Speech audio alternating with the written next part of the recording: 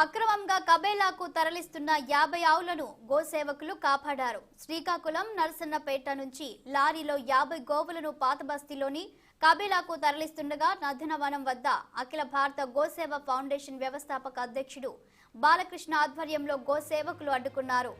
ప్రాణాపాయ స్థితిలో ఉన్న గోవులను సైదాబాద్ భూలక్ష్మి ఆలయ గోశాలకు తరలించి సపర్యలు చేశారు. గోవులను కబేలాలకు తరలిస్తున్న వారిపై కఠిన చర్యలు తీసుకోవాలని గోరక్షకులు కోరుతున్నారు.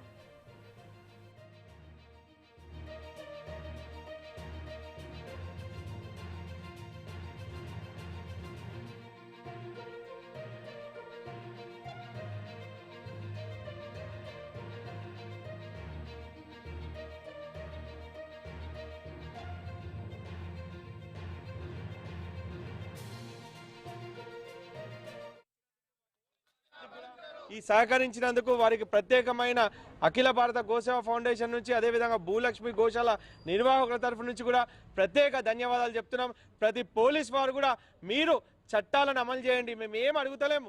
గో చట్టాలను 1977 స్లాటర్ హౌస్ చట్టాల ప్రకారం ఎక్కడ ఆవులను కూడా కబేలాకు తరలించొద్దు. రాజ్యాంగబద్ధంగా మీరు ఖచ్చితంగా వీటిపై నిఘా పెట్టి కఠిన చర్యలు తరలిస్తున్న వారిపై తీసుకోవాలని మనస్ఫూర్తిగా కోరుతూ జై గోమాత, జై జై గోమాత. పోలీస్ సిబ్బంది